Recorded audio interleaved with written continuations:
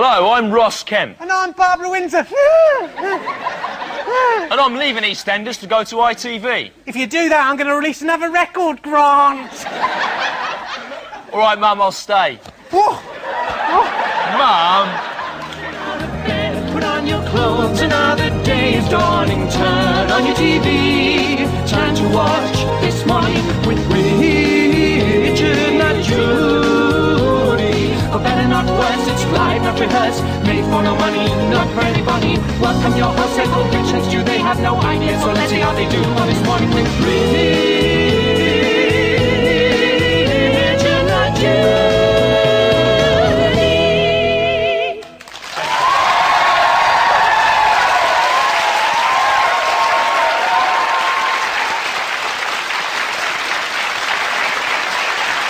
Hello, I'm Stewart Lee. And some people call me the Space Cowboy. No, wait. Do some people call you the Space Cowboy? Yes, they do. No, listen to the question, the words in it. Do some people call you the Space Cowboy? Oh, no, they don't. No. But I'd like it if they did. What, they don't. What do some people call you? Well, some people call me Richard Herring, but most people don't know who I am or think I'm the stupid priest off of Father Ted.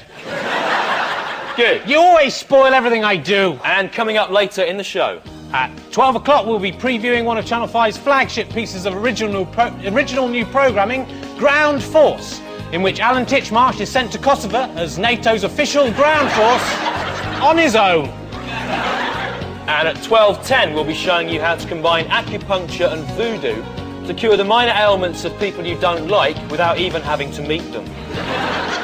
At 12:20, we'll be meeting H from Steps and asking him to calm down, for God's sake!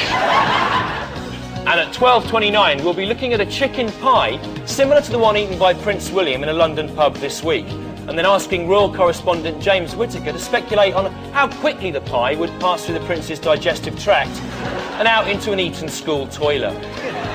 Well, it's Oscar week, Oh, Stu, yeah. and it's, you know, I know how Gwyneth Paltrow felt crying there, actually. Yeah, of crying. course, because you're used to outstaying your welcome, aren't you, as well, Rich? No, because I have won an award, Oh, Stu. yeah, right. I have actually won a Games Master Golden Joystick. Yeah. And there it is, that's the real one. Yeah. That came out of Dominic Diamond's own hands, Stu, that came from. Oh, look, it's lovely, isn't it? It's Oh, look, lovely. mine's fallen on the floor. Careful, Stu. Oh, it's smashed, Rich! Careful, You that's the smashed to actual bits. one, Stu. Actually smashed. That's the actual one. You see, oh, it's not... Don't do that. It must have That fallen was on the the real one, you can't do that. floor or something. We could have given that to the poor They don't want children. it. Anyway, will you please welcome Richard Thomas at the piano?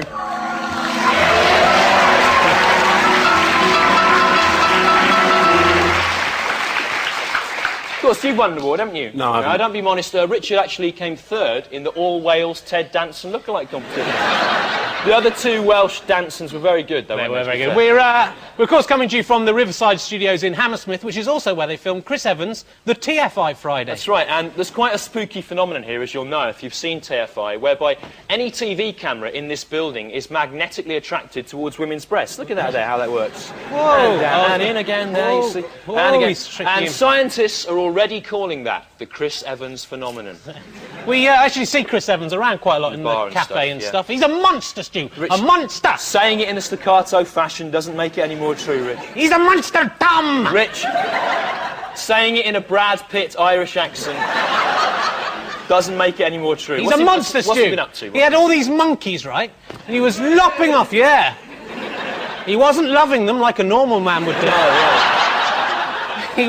He was lopping off their scalps with a machete. This is live. As if they were so many howling coconuts, Stu. Yeah. Then he was eating their brains out their still living heads with a spoon. No. Yeah, and a dirty spoon to boot, Stu. Adding insult to injury. Yeah. And what was old Will doing during this? Which Will? Oh, he was standing just behind Chris Evans, Yeah. watching, going, Chris, and thinking of the money. If you were watching last week, you'll now have decided to copy TFI Friday exactly by spending the first 15 minutes of the show by talking about Hairy Bum Week. Oh, no, and also by calling this series TMWRN Judy. Yeah, but that doesn't work. I explained last week, because TFI Friday, right, that's clever. It's clever. Because F is an offensive word. That means is it's clever, Stu, but Yeah. it's the same as ours. TMWRN Judy actually stands for This Muff with Richard Not Judy. What do you think of that, Stu? I think it's weak. Do you think it's weaker or less weak than last week, I think it's Stu? weaker.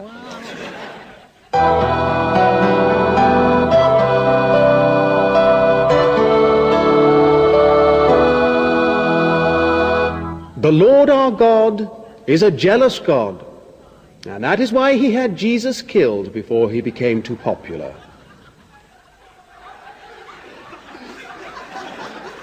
Chicken breast there, got you on the Chris Evans camera. Always there, the Chris Evans phenomenon. There we are. I was wondering, Stu, what have you been up to this week, my friend? Well, I'm back on TV, actually. Are you? What show? In this one. They don't put this out on TV, do they? Yeah. And so the thing is, I keep getting recognised in the street, but the problem with me is I always get recognised as other people.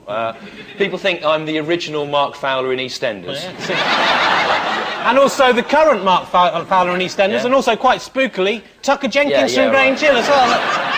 Tucker Jenkins, Mark Fowler. Yeah. Tucker Jenkins, Mark Fowler. Now, Tucker Jenkins. I've actually been mistaken for the bloke from the Fine Young Cannibals, who is of a different race to me. And last year, in the same week, I was mistaken for Edwin Collins, who was about 16 stone then, and also the bloke from Everything But the Girl, who's got a wasting disease. So it doesn't make sense. You're lucky, Stu. I keep getting mistaken for the woman from Everything But the Girl. That's because you go around with me a lot, Well, no, I don't. It's not because I go quite a lot on my own as well, but then I do spend a lot of time hanging around near where she lives, dressed as her, trying to get into her house. Right, yeah. I saw that on the news. Was that you? I thought it was Alison Moyet, actually. No, it was me. Actually, last summer in Edinburgh, I was actually beaten up by drunk Scottish blokes for being Mark Lamar. Well, it's good that someone was going to get you. You Come on. and Chris Moyles are going down, Come mate. on. And now, this.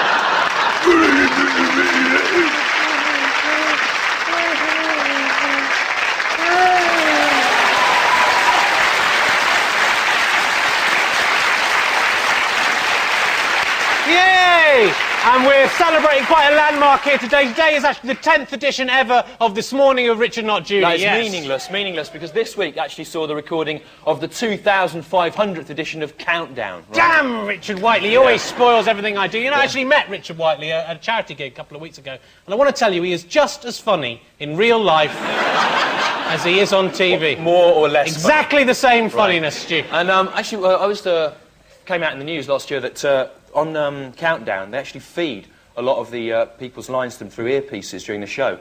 And it's disappointing to think that some of Richard Whiteley's hilarious off-the-cuff remarks might not actually be genuinely spontaneous. But we don't do that, do we, Rich? We never do that. Rich, we don't feed things through? No, we don't. No. That would be awful. And now, this week's aims of things we plan to achieve in the next 7 days. Aim 1 is to ensure that the IRA do not secure the propaganda coup of blowing up the Millennium Dome by sending in a crack squad of Girl Scouts to smash it to pieces with toffee hammers sometime in June. Aim 2 is to stop the pretense that Britain is still a religious country by renaming Easter Sunday Egg Sunday. Egg, you said egg. And then crucifying Mr. Cadbury's parrots.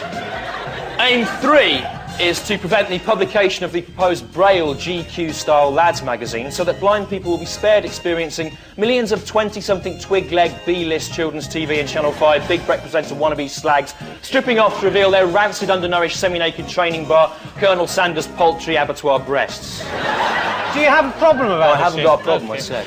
Aim 4 is to kidnap Gwyneth Paltrow and subject her to an ordeal that will really give her something to cry about.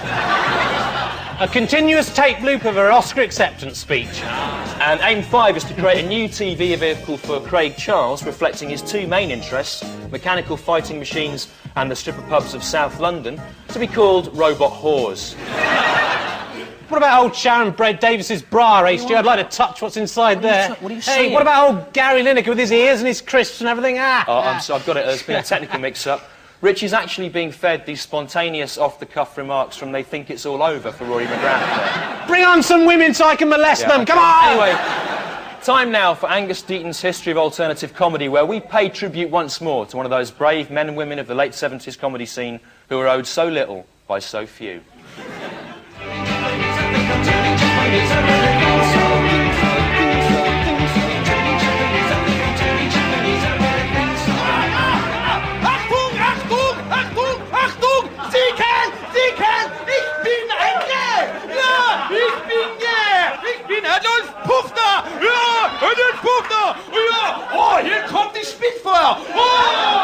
They were amazing times for comedy then. Sieg Heil. I am... No, we get it right. Ich bin gay. Ich bin ein Homosexueller. I am gay. Ich bin gay. Ich bin gay. Ich bin gay. Sieg Heil. I mean, what you've got to realise is that this was 1979, 1980. Weird times. I mean, there were a lot of people alive back then who died in the Second World War. And, Hitler was a big issue for these guys still a big deal for them. Oh, hey, you want a chicken boy? You want to sit on my feet too, mister? Ich bin doggy!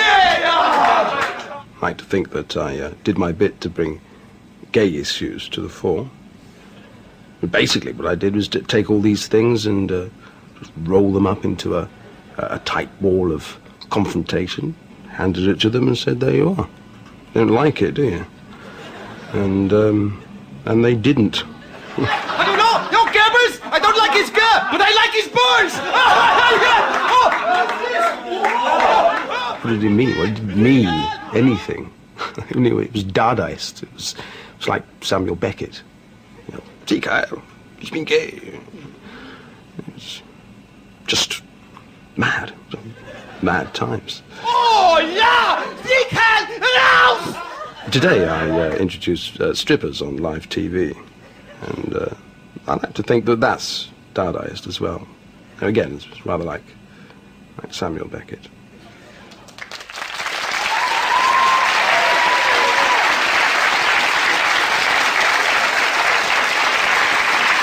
Anyway, it's Sunday, it's 12:03. It's live, that's why we're so rubbish. And it's time to choose the king of the show from the open sewer that is the British public. So to help us serve the king as best we can, please welcome our twin slaves, Trevor and his sister Nathalie. Here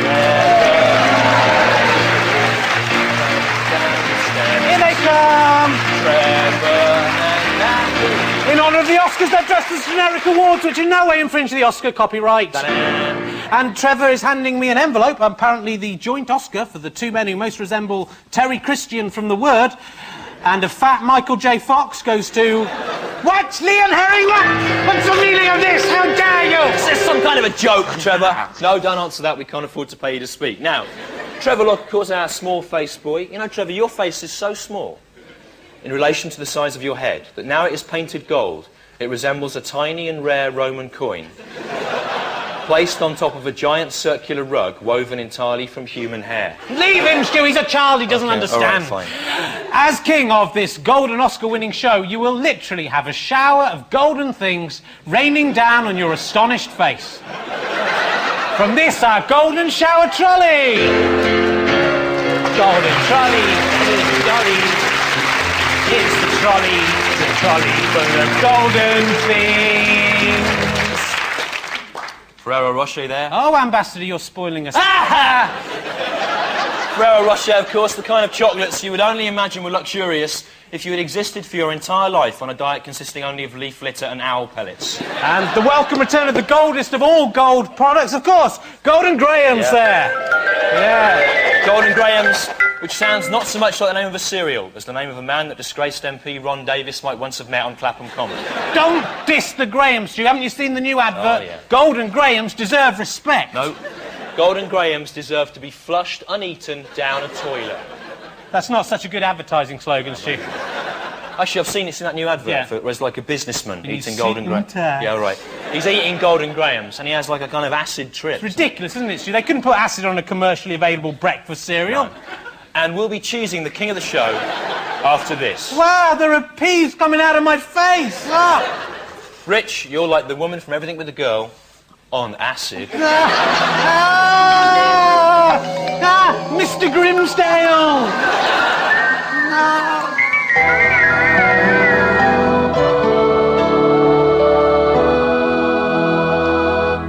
They say that Solomon was a wise man, and yet he had 700 wives.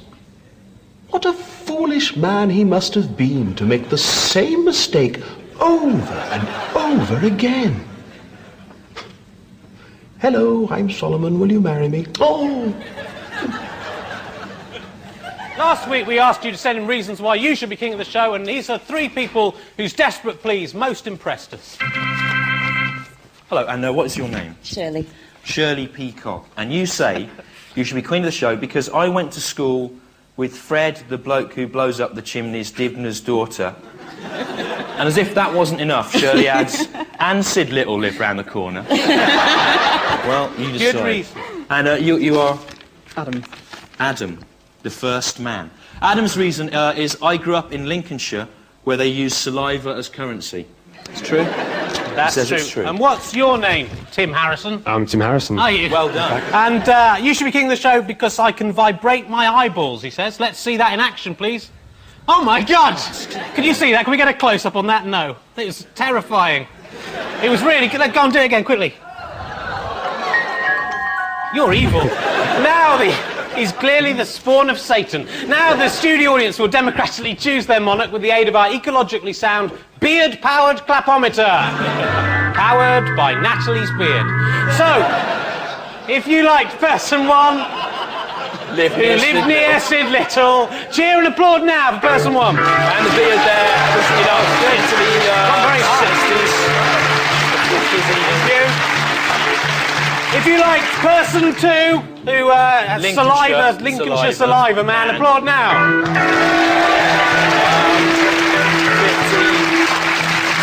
40 on the beard. And if you liked my friend here, who is clearly Satan's child, give me a round of applause now. I think you won that. Crown the king. Tim Take the Harrison. thorns away. Crown the king. Crown the king from the 16-year-old king. Stay here.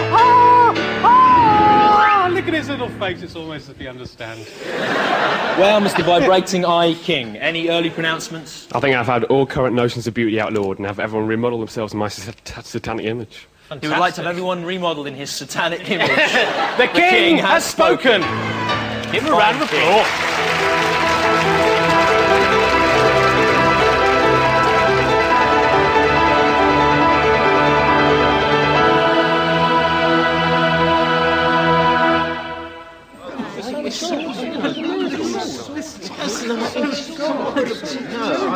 But we have seen the Lord, Thomas. We've seen him. He lives. You're having a laugh, ain't you? No. You are most definitely having a laugh. No, I'm not. Look, unless I see the nail marks in his hands and place my hands in the marks, I shall not believe. People are starting to call you names. They're calling you Doubting Thomas. I find that very hard to believe. Why do you have a problem with this, Thomas? Why shouldn't Jesus rise again? He's the Son of God. He is. You see, I don't believe that he was. You know, I think he was a good man who lived in those times, who did good works, but over the years, things have got exaggerated. But you were there. You saw the things he did. He turned water into wine. Purple food dye hidden in the bottle up his sleeve. All right. He raised Lazarus from the dead. That's true. There are several well-documented cases of people being declared dead by their doctor and waking up in the morgue. All right. We all saw him walk on water. Floats on his shoes. No! Or is it not possible we suffered a mass hallucination? It's a historical fact that in biblical times... Now? Look, yes. Unbeknownst to us, in the fields where we grow our wheat, it is also home to hallucinogenic fungi. Oh. So, is it not possible that we've eaten some of these mind-bending drugs, accidentally or intentionally? Look, shut up! Look, do you seriously think that it's a coincidence that most primitive religions, like ours, have grew up in regions where hallucinogenic plants are proliferated? Because I don't think so. And I'll tell you... Peace be with you, Thomas. Lord. Oh, Jesus. Place your fingers here. Stop doubting and believe. Yeah, well, it's a lookalike, isn't it? Yeah, it's a good one, but it's a lookalike nonetheless. Or a robot. No, Doubting Thomas! Or an alien clone. Personally, I think there's a good chance it could be an alien who's been sent from another galaxy, right, to accelerate our human evolution. Or it could be... You know what I think, Stu? I think that comedy is the hardest job in the world. Yeah, indeed. What could be harder than getting up at 5 in the afternoon every day, working for as much as 20 minutes a night and getting paralytically drunk before going back to bed again? Exactly, it's impossible. No, being a comedian is in fact the easiest job in the world, and today we're going to share with you the comedy trade secrets that most comedians guard with their lives. We're like Penn and Teller on Truth Drugs. Don't do that, I've said. Lazy comedy slacks, lazy comedy slacks, tedious setups, predictable gags, lazy boring comedy slacks, lazy boring comedy slacks. This week, 28 years old. In the hands of the professional comedian, the dull phrase 28 years old can be transformed into laughter semtex. That's right, look how I confound you all here. You know, I remember going to the shops with my mum and I really needed a wee, but there were no toilets nearby. So she took me to the gutter, pulled down my trousers, and I had to go in the drain with everyone watching. 28 years old I was. Oh, brilliant, Stu. I assumed you were about 4 years old, but then, later in the joke, I learned you were 28 years old. Yeah. My expectations were confounded, and from thence the humour arose. That's right, Rich. But once you understand the formula, it's oh so easy. Look at this picture here, my nephew did that. That's good, isn't it? Look at that. 28 years old he is. I imagined he was about 4. No, he's 28. You know, I remember my first cub meeting. None of the other kids would talk to me. They were bullying me, pushing me around, knuckling me on the head. 28 years old I was. I thought you were about 4. No, I was 28 and I was the Arcala. No, I thought you were one of the cubs. That was a double surprise. That's right, Rich, but beware. In the hands of an inexperienced comedian like Rich, the joke can fall flat on its stupid face. You know, Stu, I remember, it was the day of my 28th birthday. I'm going to have to stop you there, Rich. You see, for the joke to work, the setup needs to give the impression that you're much younger than 28. Oh. Perhaps 4. So try again. OK, I'll try again, Stu. All right, it's harder than it looks. Yeah. You know, Stu, I remember sitting in my pram. Good. My father was there changing my dirty nappy. Yeah. I'd soiled myself all over my fat little legs. He was looking down at my hairless acorn Winky.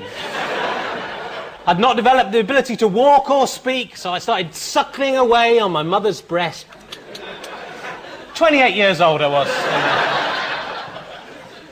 It's very sad. Have you had some kind of brain hemorrhage or mental breakdown? No, it's a joke. You know. Well, I'm glad you think that mental illness is a fit subject for humour. No, I was just doing the thing from before, you know. We were all just laughing about it just now. You've embarrassed me. You've embarrassed the audience. You've embarrassed King Satan. I haven't, have I? Hasn't he? He has, see?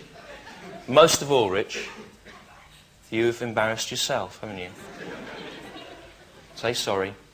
28 years not old. that. I'm saying I'm sorry, I think. We'll forgive you, Rich, but we can never forget what you have done here today. I didn't mean anything, I was just trying to join in.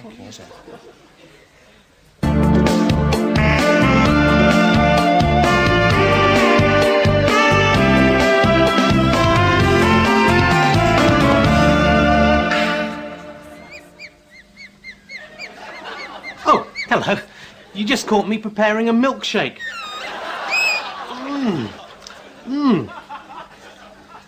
Delicious. Don't worry about little Hammy. He likes being milked. If you look at his little face, it's almost as if he understands. Now, I know what you milk connoisseurs are thinking. Hamster milk, even all shaken up. That isn't a very interesting milk for Rich to be drinking. Well, don't worry.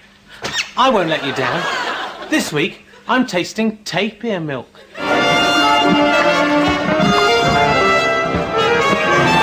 Now, call me old-fashioned, but I think that tapir provides the best milk of any of the odd-toed ungulates. It's certainly a must for people who like their milk on the hoof. But how to get the milk? After all, the tapir is not exactly the kind of animal you have running around the house. No, I keep mine in this under-sink cupboard. Well, it was a bit of a struggle, but I finally managed to get my lips on its furry teat and get a good couple of sucks before it trampled me. And the taste? Well, I don't know what my tapir's been eating, but that milk had a distinct taste of Brillo pads and Mr. Sheen. 3 out of 10. There'll always be milk.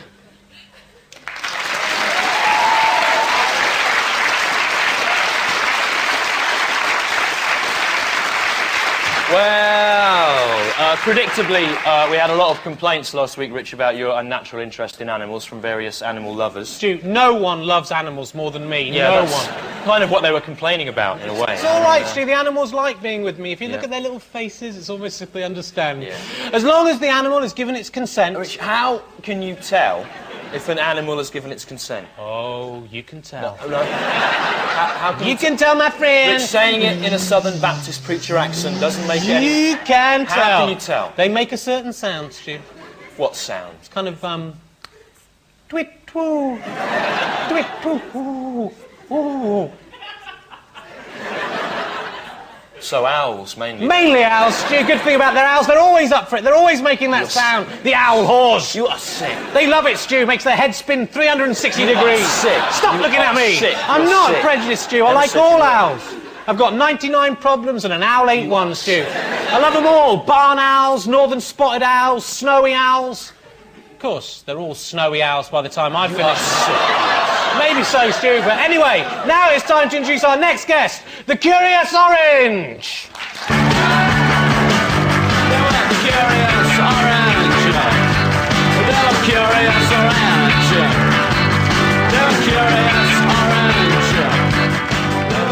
Hello, Mr. Rich. Hello, Mr. Stew. I'm Curious Orange. Yes. And what are you curious about there this week? I am very curious about this curious little conundrum. Get on with it. If it is right and just for sentient humans to feast on fruit, then is it not also right and just for a sentient fruit to feast on human flesh, like a weird citrus vampire? What?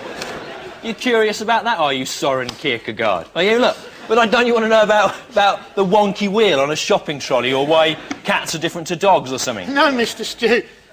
Well, in answer to your question, right, to be honest, it's an ethical grey area opened up by the whole genetic engineering debate. Oh, I see. Is your curiosity satisfied, the Curious Orange? Yes. Humans are merely screaming meat. Their only function is to feed me. To feed me flesh. Feed me human flesh. And one day you will all see my power.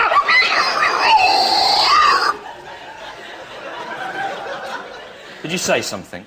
No. Right. Ladies and gentlemen, the Curious Orange! I bet you, Stu. Now, earlier this month, me and Rich, we decided to spend all the money we've ever earned on improving famous films by making our own extra final scenes. And here's one we made earlier. Trainspotting. Current plot. Having finally conquered a debilitating heroin addiction, Ewan McGregor strides off confidently towards a bright, conformist future. I'm gonna change, I'm cleaning up, I'm moving on, going straight and choosing life. I'm gonna be just like you, the job, the family, the big television, the washing machine, the car, compact disc, mental insurance, mortgage, starter home, leisure wear, luggage, three-piece suit, DIY, game shows, junk food, children, walks in the park, 9 to 5, good at golf, bathing the dog, choice of sweaters, family Christmas, index pension, tax exemption, clearing the gutters, getting by, looking ahead till the day you die. Extra final scene. All right, mate, do you want to buy some heroin? Oh, yeah, can't hurt, can it? Cheers.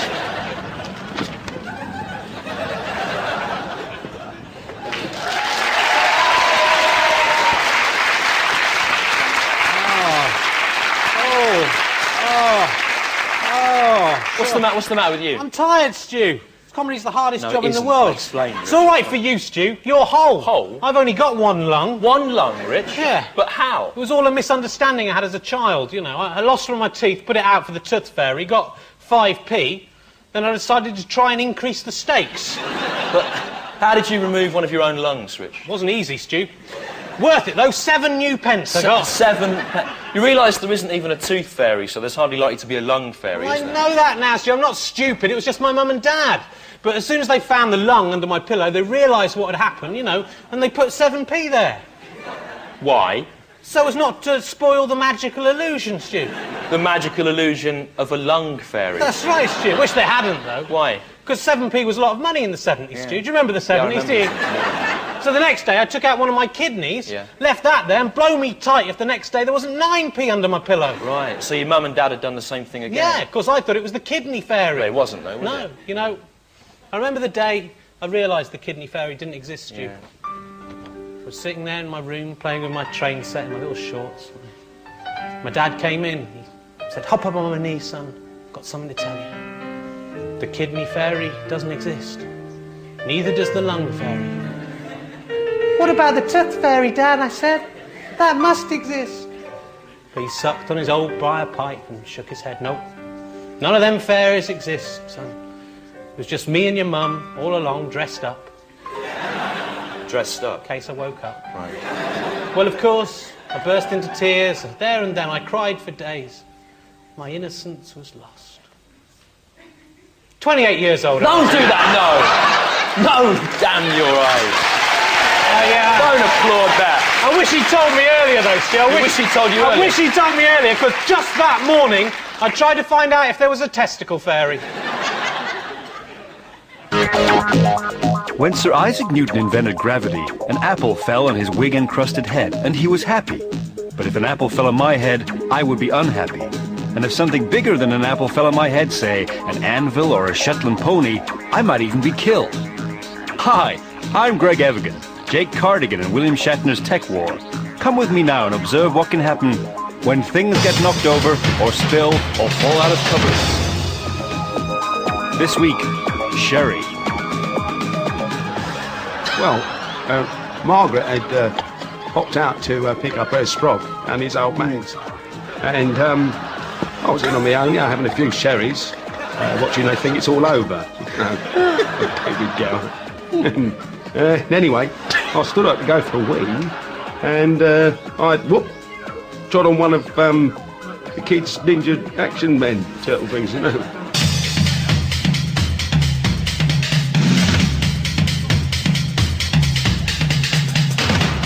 And sherry flies out my hand all over Margaret's sofa.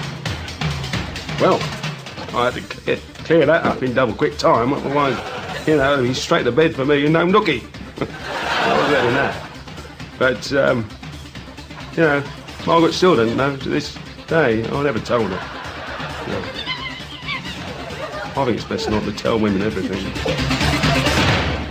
Apparently, they showed them some of the questions before the programme when they think it's all over. They were saying, you know, take some of the magic out of it for me. Well, Carl Burnley's new girlfriend's slightly stained sofa bears a terrible mute witness to the obscene force of chaos so carelessly unleashed by Sir Isaac Newton. Gravity. And I hope the ancient scientist is pleased with the wretched monstrosity his knowledge and curiosity sired. From henceforth, there is always the terrible danger that things might get knocked over, spill, or fall out of cupboards. I'm Greg Evigan. Goodbye. I made this.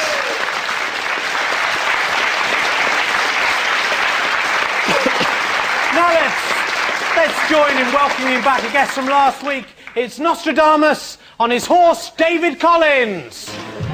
Here he comes, it's Nostradamus. Give him a round of applause.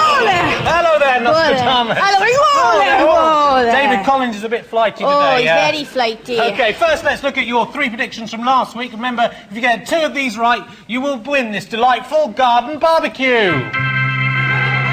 Oh, brilliant. Can I have the fencing on? No, you can't. No, sorry. Oh. Now, let's have a look at the board. If you come round, here's your mark. Brilliant. Now, let's have a look at the board. Now, last week, you predicted that an Irish band beginning with B would be in at number 1. Number 1. Are you nervous? No. Okay. The news said... That's right, yes, it was Bewitched. Well, that was Yay. obvious, right? Because Nostradamus... No.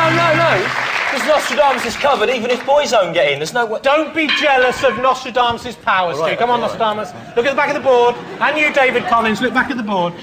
Prophecy number 2, just stand on your mark there. Right. You said a cartoon with someone on drugs. National newspaper. Flying above the ground. Above the ground. That's right, in a national newspaper. The news said... No, Oh, no. didn't happen. Unbelievably. So, we have to give you a Chinese burn there, Nostradamus. Ah, oh, no, it's smarting. Well, that barbecue and fence set starting to look so far away now. Still got one last shot at it, Stu. Come on, David Collins. Come on, don't get flighty now.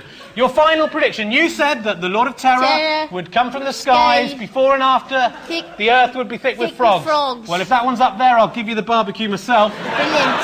And the news said... No, sorry. No, I was talking in code. What? The Lord of Terror is the NATO military airstrike. And what about the frogs? What is that? French lorry drivers. Not good enough. No. I'm sorry, no, another Chinese... Smash! Barbecue! The humanity! Another Chinese burn and a kung fu chop for you there. Anyway, we've got 2 weeks till the next show. What are your predictions for the coming fortnight? Well, prediction number 1. A female children's TV presenter will appear in a men's magazine in her bra and pants in an attempt to promote her career. Prediction number 2. York City will lose 3-1 to Chesterfield next Saturday. No way. Whoa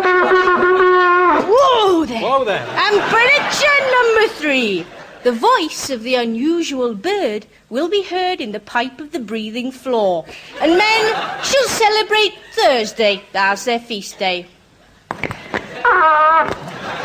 can you come back in 2 weeks to see if those come true? Yes, I certainly can. There's a barbecue up for you. Oh, I can't wait. You'll never get it. Ladies and gentlemen, Nostradamus and his horse, David Collins. There we go. Nostradamus there, the real character.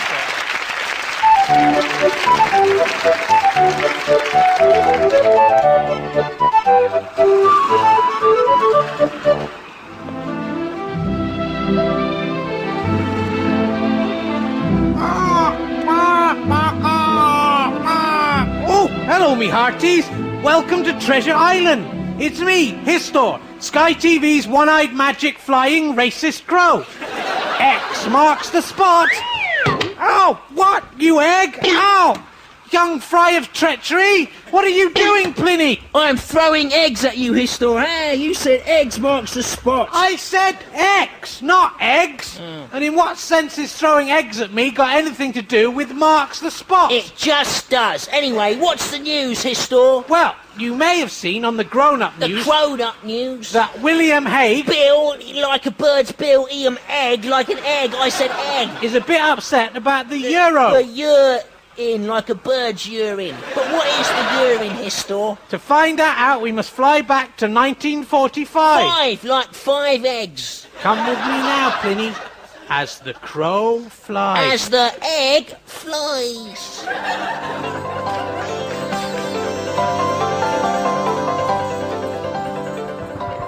Where are we now, Histor? We are in Nazi Germany. This is Hitler's bunker. Hitler, like Histor, who is a bird. And who is that man coming there, Histor? Hello, Histor. It's me, Adolf Hitler. Hitler has only got one. What is your name, bird? Don't tell him, Pliny. Pliny. Yes, I do only have one. It all started when my father was telling me about the tooth fairy. Hairy, like a hairy bird. Anyway, I have been waging a war for the past 5 years, the sole aim of which is to establish a single European currency. I hate the English pound so much. I would give anything to see it eradicated. Would you give your remaining... Almost anything. But now I have lost the war, and there is no chance of that happening. Hello there, Histor. It is me, Eva Braun, Hitler's girlfriend. I don't mind about you only having one. I like you for your personality. What is it? Look, I've given birth to your baby. Oh, my son. I know, perhaps we can disguise him as an English soldier and then send him over to England. And then he can complete my mission to destroy the English pound. And what will you call this child, Hitler? Let me think. I will call him Tony Blair's. Tony Blair's Hitler.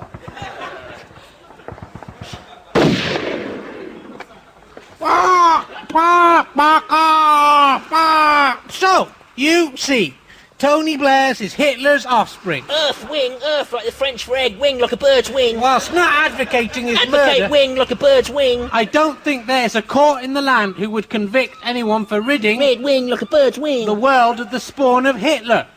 Now, according to my map, This is just about where the X should be. Look, Histor, where the X is on your map, it is some eggs. I was right. Eggs do mark the spot. And they're hatching like an egg hatches. Oh no, those are dinosaur eggs! Yeah, dinosaurs, the evolutionary ancestors of birds, like a bird. Run for your lives! Goodbye, children! Good egg. Goodbye!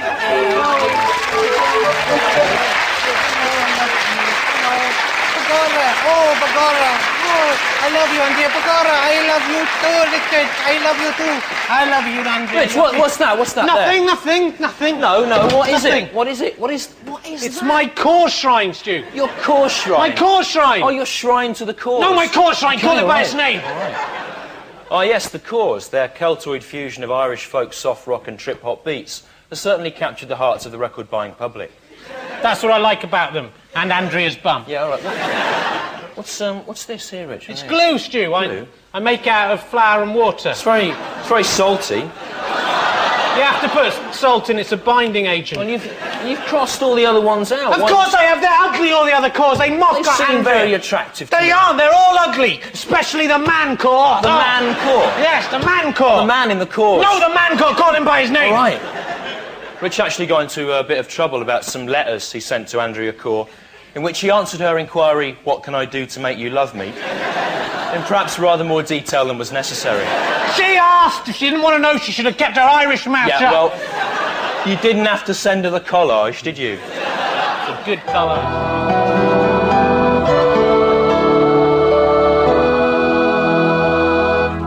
A man arrived at my door the other day and said, "Would you like to make a donation?"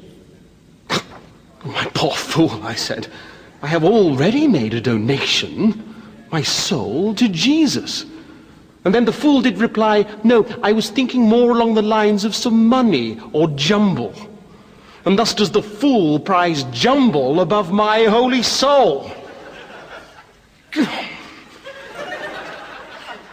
Well, that's pretty much the end of the show, my friends. The BBC aren't putting the show on next week to make way for the Easter festivities. Damn Judas for betraying our Lord. So, we'll be back in 2 weeks' time. But in the meantime, if you want to be king of the show, contact us via our Planet Earth address, which is this. Somewhere there, I don't know, Yeah. I can't see it, I'm not magic. Or you can email us at toonranger@leonherring.com. Or you can visit Dungeon Master Rob Sedgebeer's website about the show via this link. Apparently here. that's down at the moment, we'll be back tomorrow. What's that unearthly noise, Stu? What's going on?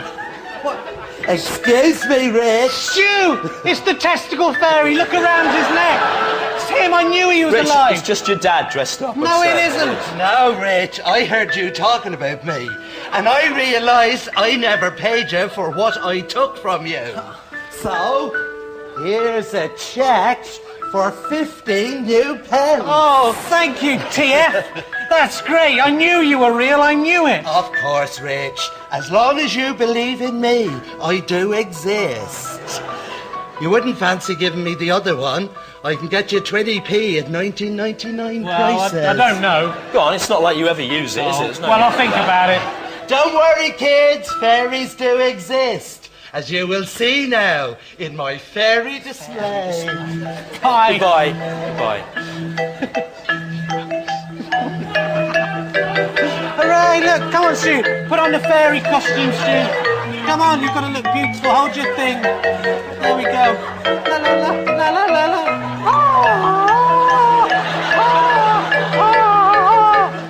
Why are you looking so embarrassed, Stu? It's good what we're doing.